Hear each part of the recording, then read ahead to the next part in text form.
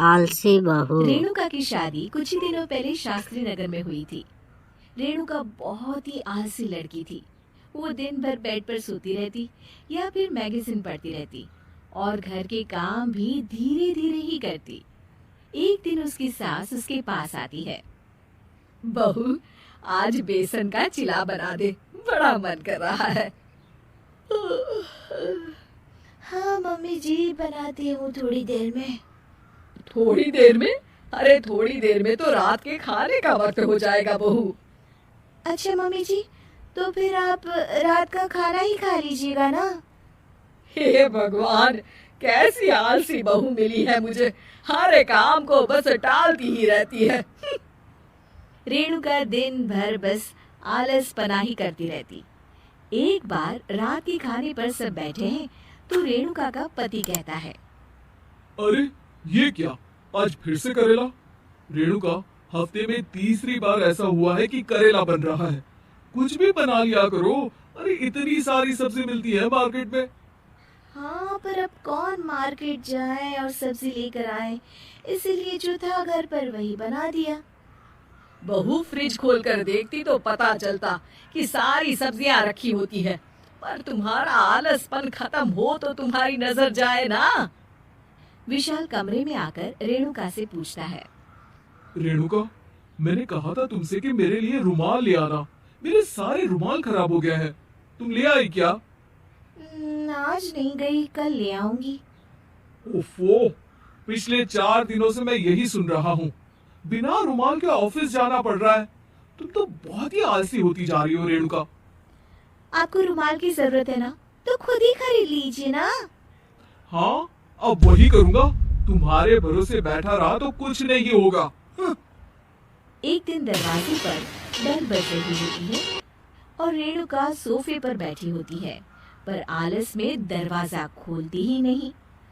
अरे बहू, कितनी देर से बेल बज रही है?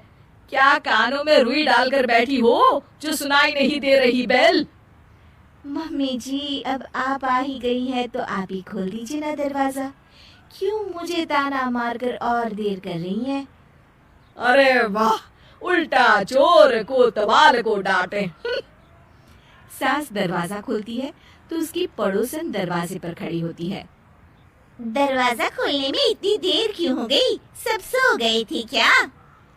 और ये भी कोई वक्त है क्या सोने का? हाँ? अरे नहीं नहीं, ऐसी कोई बात नहीं है। आइए आइए, आप लोग अंदर आइए। ओफो, इन सबको भी अभी आना था।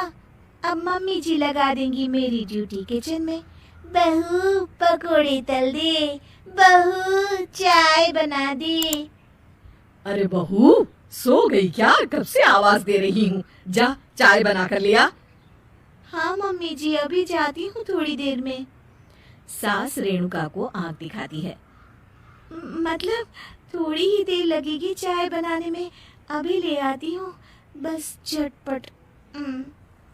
रेणुका रसोई में जाती है और इसी आलसीपन में वो चीनी की जगह नमक डाल देती है। जैसे ही सब चाय का घूंट भरते हैं, चाय थूक देते हैं। थू थू थू थू, ये कैसी चाय बनाई है तूने रेणुका? इसमें तो सारा नमक भरा है। हाँ, और ये पकोड़े, इसमें इतनी मिर्च है कि मेरी तो हालत ही खराब हो गई खाकर। और रेणु जी, आपकी खातिरदारी में पहले तो कभी कोई कमी नहीं रहती थी, पर जब से आपकी ये बहू आई है ना, मामला कुछ गड़बड़ा सा गया है। हाँ हाँ, जहाँ आप इतनी एक्टिव है, वहीं आपकी बहू एकदम आलसी, एकदम राम मिलाई जोड़ी लगती है।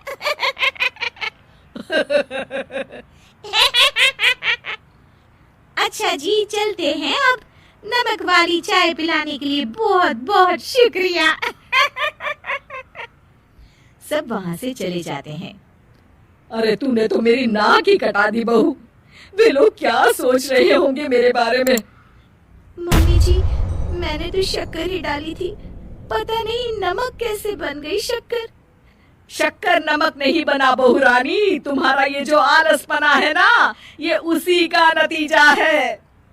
सॉरी मम्मी जी, अब मैं ये आलसपन छोड़कर सारे काम अच्छे से मन लगाकर करूंगी।